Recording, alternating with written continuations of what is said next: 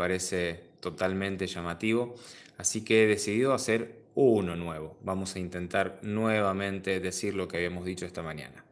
Esta cuestión de por qué el 25 de diciembre. Lo primero que tenemos que decir es que nosotros, los católicos, los cristianos, que venimos del origen de la iglesia de Jesucristo, de allá, desde que Jesús le da a Pedro las llaves, desde que Jesús le cambia el nombre a Simón y le va a decir: tú eres Pedro y sobre esta piedra edificaré mi iglesia. Desde ese momento, en el momento previo a la ascensión, cuando envía Jesús a Pedro y a los demás apóstoles, Mateo 28, 19, desde ese momento nosotros, los católicos, los cristianos, confiamos en la autoridad de la iglesia, ese conjunto de personas que Jesús eligió y que Jesús formó y que Jesús envió. Esos enviados tienen autoridad, la autoridad de atar y desatar, y nosotros confiamos en esa autoridad. Por lo tanto, si esa autoridad nos dice que el 25 de diciembre se debe de celebrar la Navidad, nosotros lo creemos. No obstante, se puede llegar a una aproximación de por qué se celebra en esta fecha y a través de la Biblia, y se puede hacer. Nosotros, de la misma manera que el 25 de diciembre se habla de la Navidad, también el 25 de marzo la Iglesia celebra la solemnidad de la Anunciación y nos enseña que el ángel Gabriel, en esta fecha y no en otra, le anunció a María esta noticia gigante para toda la humanidad, que el Salvador del mundo se iba a hacer carne, el Verbo se iba a hacer carne en el vientre de María, iba a venir a salvarnos, básicamente. Nosotros lo creemos. ¿Por qué lo creemos? Porque le creemos a aquello que se nos enseña en la palabra, en la primera carta del apóstol San Pablo a Timoteo, cuando le dice en 1 Timoteo 3:15: si me llego a demorar, no te apartes nunca de la iglesia. ¿Por qué? Porque la iglesia, no la palabra de Dios, no la sagrada tradición, la iglesia es la columna y el baluarte de la verdad. O sea, quien tiene la verdad, quien conduce a toda verdad, es la iglesia. Eso tengo que aclararlo desde el vamos, porque si nosotros no confiamos en la autoridad de la iglesia, va a ser muy difícil comprender muchísimas cosas. ¿Por qué? Porque van a aparecer estos sabios que se creen sabios 20 siglos después, que no tienen ninguna conexión ni con la iglesia, ni con los apóstoles, ni con nada. Toman la palabra de Dios, un par de cuentos históricos, y empiezan a hablar cuestiones que sacan todo de contexto.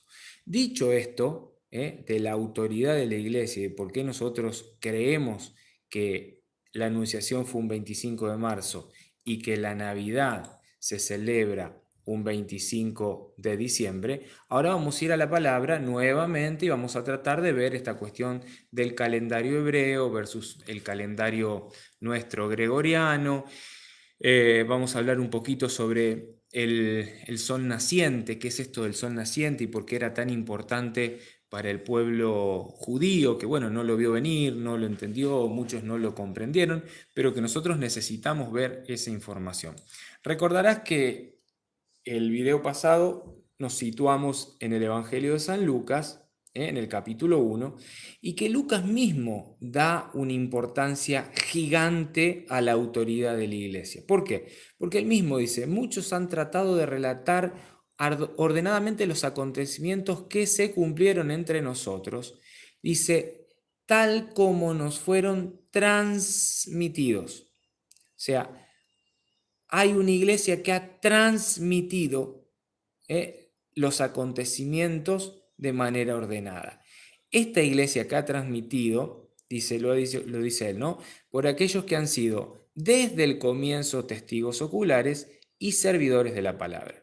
O sea, ven acá la autoridad, ¿no? Hay gente, o sea, Lucas no va cualquiera, Lucas no elige ir y preguntarle a Pablo, che Pablo, ¿a vos qué te contaron? Listo, me pongo a escribir. No, él fue al origen, fue aquellos que fueron verdaderos testigos oculares y aquellos que fueron enviados con esta tarea, la de anunciar la palabra. Una palabra que todavía no había sido puesta en papel. De hecho, Lucas se va a disponer a hacer esa tarea. ¿Qué tarea?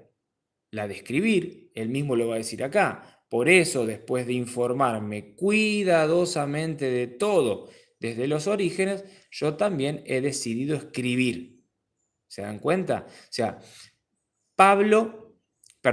Lucas hace esa tarea de ir a la verdadera fuente, al origen, a aquellos que transmitieron la enseñanza verdadera, aquellos que fueron testigos oculares y que a la vez fueron servidores de la palabra. Esto es importante, por eso nosotros hoy vamos a la iglesia, esta iglesia que caminó durante 20 siglos, durante 2 milenios completos, estuvo en el siglo I cuando destruyeron el templo, estuvo en el siglo II, en el 3, en el 4, en el 5, en el 6, una iglesia que estuvo siempre a lo largo de 20 siglos, a lo largo de 2 milenios. Entonces, le creo a esa iglesia, primero por la autoridad de que Jesús envía a esa jerarquía, a esa iglesia, la envía con una tarea específica y le da esa autoridad de atar y desatar, por eso le creo, pero a la vez porque puedo comprobar que hay una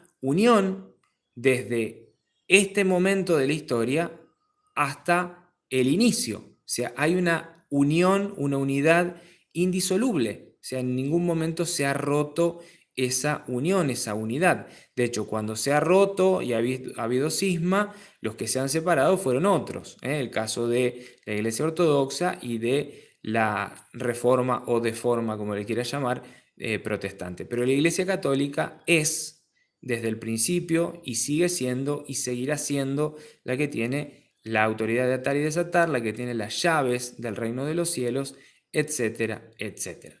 Dicho esto de la autoridad, que me parece que es fundamental, el video pasado habíamos hablado de esto, ¿no? De la importancia de Zacarías y de la importancia de este dato, que es de la clase sacerdotal de Abías.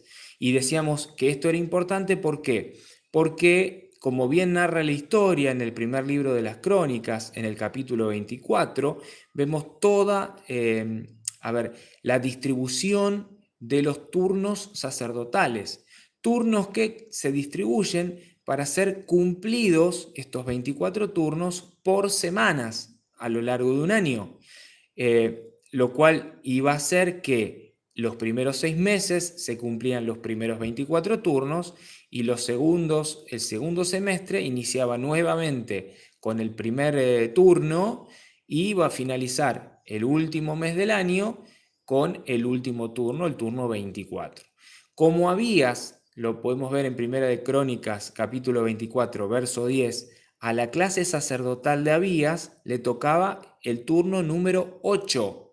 Turno número 8. Entonces yo el video pasado les expliqué por qué coincidía con X época del año, etcétera, etcétera. Entonces hoy vamos a ver nuevamente esto, pero lo vamos a ver desde el calendario, ya no gregoriano que es el nuestro, sino desde el calendario hebreo. Lo vamos a ver ahora en un segundito. Y después de esto vamos a ver un dato importante que está también aquí, lo escribe Lucas, y puede pasar desapercibido, puede parecer una pavada, pero lo vamos a ver, que es el tema muy importante que nos va a arrojar también hacia una fecha muy decisiva, que es la del 25 de diciembre como fecha de la Navidad. Pero antes vamos a ir al calendario gregoriano. Yo hice esto aquí que están viendo, que lo armé de una manera muy rápida, porque sinceramente no tenía mucho tiempo. Pero esto que están viendo aquí simboliza los 12 meses del año, que para nosotros inician en enero y finalizan en diciembre. O sea, se cumple todo un ciclo de 365 días, en donde todos los meses tienen aproximadamente entre 30 y 31 días, y inicia en enero y finaliza en diciembre. Para el pueblo judío, el año no iniciaba en enero, iniciaba en el mes de Nisan, aquí. aquí. Yo lo he situado con el inicio de marzo, con lo cual sé que va a generar cierta discordia, y ya lo digo desde el vamos. ¿Por qué? Porque dependiendo con qué judío se hable, y esto es importante tenerlo en cuenta, hay judíos que van a decir, no, el mes de Nisan empezaba a finales de febrero, principio de marzo. Otros que van a decir, no, empezaba en mediado de marzo, entre mediado de marzo y principio de abril. Otros que van a decir, no, empezaba en abril. O sea, ponernos de acuerdo en este detalle es muy difícil. Inclusive hoy es difícil. ¿Por qué? Porque esto tiene que ver con una estación del año concreta. Como nosotros tenemos las estaciones, las épocas de siembra, las épocas de cosecha, etcétera, etcétera, así se daba este calendario hebreo, que tiene sus meses, que yo ni los he puesto ni me he perdido el tiempo de ponerlos. Si querés los buscas y los agregas vos. Lo único que me interesó es poner que el mes de Nisan coincide más o menos, y repito, más o menos, con el mes de marzo. Hay un error dentro del mundo protestante, es que los turnos sacerdotales se distribuyen, o ellos los distribuyen por quincenas. ¿Qué quiere decir? Que ellos ponen 2 turnos por mes. Pero la realidad es que los turnos eran semanales. O sea que dentro de un mes de 30 días que tiene 4 semanas, había 4 turnos, no 2. Esto es importante y es un dato no menor. ¿Qué quiere decir? Que aquí va a iniciar el primer turno, va a haber 4 por mes, y en un transcurso de 6 meses, que va a ser marzo, abril, mayo, junio, julio y agosto, aquí en agosto, van a finalizar los primeros 24 turnos. Y desde el 1 de septiembre, lo cual esto es más o menos, puede ser mediados de agosto, mediados de septiembre, porque no tenemos exacta esta parte del calendario hebreo, pero más o menos aquí iniciarían los otros 24 turnos que van a completar el resto del año hebreo, que no empieza en enero, repetimos, empezaría en marzo. Bueno, veamos ahora lo de los turnos. Vemos que el octavo turno correspondía a Abías, y más o menos a nosotros nos da hacia finales, última semana del mes de abril. Lo cual esto puede ser que en vez de la última semana sea la primer quincena, final de la primer quincena, o que pueda ser un poquito más acá. La cuestión es que más o menos nos da aquí. ¿Esto qué quiere decir? Ustedes podrían decir, y bueno, ¿y por qué no podemos creer que el ángel se le presenta a Zacarías en este turno y no como decís vos, Franco, que fue en el segundo turno del año, que correspondería, a ver, 4 de septiembre más 4 de octubre, correspondería más o menos acá hacia finales de octubre? ¿Por qué no podemos creer que fue aquí? Sencillo, porque nosotros somos católicos y le creemos a la autoridad de la iglesia, y la iglesia nos enseña que eso no aconteció aquí, sino que aconteció aquí. ¿Por qué?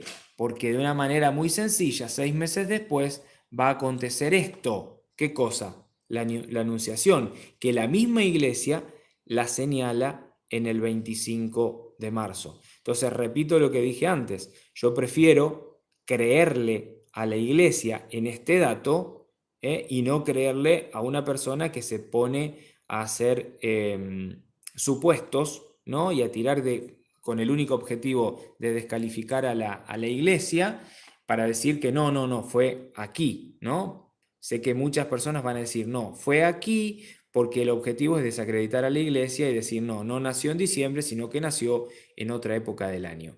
La cuestión es que, repetimos, nosotros decimos, no fue en este turno, fue en este turno, en donde desde aquí hasta marzo hay aproximadamente esos 6 meses en donde se puede situar la etapa de la anunciación entre esta parte y esta parte, ¿no? Entre finales de marzo, principios de abril, y todo eso depende y varía en función de cuándo iniciaba el año en el calendario hebreo. Lo cual, repito, no es exacto, lo he buscado, lo he leído en páginas muy importantes judías, y todos están en esta discusión, ¿no? Que si arranca acá, que si arranca un poquito más acá. La cuestión es que este sería el ciclo, este sería el ciclo, y repetimos, acá iniciaría en septiembre, iniciarían los 4 turnos, y en octubre habría otros 4 turnos, en donde el de Abías estaría localizado más o menos a finales de octubre, lo cual puede ser a mediados de octubre, a finales de octubre, pero más o menos por aquí, y desde aquí hacia adelante estarían estos meses que serían de gestación, primero de Santa Isabel, porque cuando el ángel se le presenta a María, esta ya tenía 6 meses de gestación. Dicho esto, vamos a ver ahora sí un dato más que tiene que ver con la Sagrada Escritura y que nos va a ayudar a poder también ver algo más. El video anterior era de 13 minutos, este ya llevamos 16, por eso no quería hacerlo nuevamente, pero bueno, como no se sube, no se carga, lo he intentado realizar nuevamente. Espero que este sea un poco mejor. Seguimos en el Evangelio de San Lucas. Nos vamos a situar ahora hacia el final. Vamos a ver desde el verso 76. Aquí está hablando, concretamente, está hablando Lucas de San Juan Bautista, o sea, de Juan Bautista, el niño que estaba en el seno, en el vientre de Isabel, el cual era hijo de Zacarías, este sacerdote de la clase sacerdotal de Abías.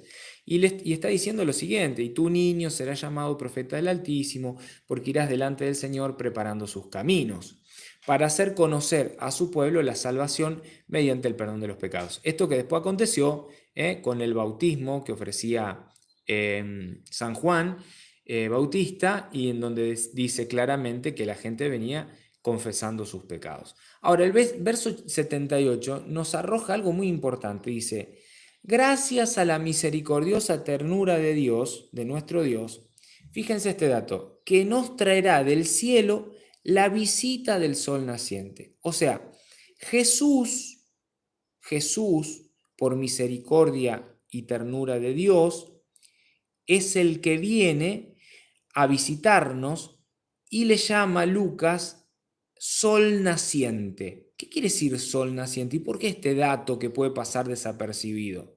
¿Qué va a decir acá abajo, ¿no? Verso 79, que esto es para iluminar a los que están en las tinieblas y en la sombra de la muerte y guiar nuestros pasos por el camino de la paz. El sol naciente, este dato puede pasar desapercibido. Pero fíjense, el 25 de diciembre, coincide con el equinoccio de invierno y con el día del nacimiento del sol. O sea, es el momento de más luz del año, y por eso el 25 de diciembre se le llama el día del sol naciente. Fíjense que coincide con esto. Este dato puede pasar desapercibido, pero casualidad que coincide con esto del calendario ya no ni hebreo ni gregoriano, sino que con este calendario solar que existe, que lo pueden buscar, y que nos marca que el día 25 de diciembre es el comienzo del equinoccio de invierno y se le llama el día del nacimiento del sol. Puede ser un dato irrelevante para muchos, pero casualidad que coincide con esto que nos enseña la Iglesia Católica, que el 25 de diciembre es el día del nacimiento de Jesús. Bien, datos, hemos visto algo. Si Dios lo permite, vamos a tratar de, en una próxima entrega, para que no sea todo tan largo, de ir viendo en la historia, aquellos padres apostólicos, desde qué momento se empieza a celebrar el 25 de diciembre como fecha para la Navidad. ¿Qué testimonios tenemos? ¿Desde qué momento? ¿Qué escritos hay? Vamos a tratar de leerlos y vamos a tratar de dejar siempre las fuentes y referencias bibliográficas para que cada uno pueda ir a buscar esas referencias y comprender encontrar que eso que estamos dando a conocer es real. Bueno, espero que te haya sido de utilidad. Son 20 minutos, muchísimo para el día de hoy, así que te deseamos, bueno, una hermosa octava de Navidad y que tengas una bendecida semana en Cristo. Chau.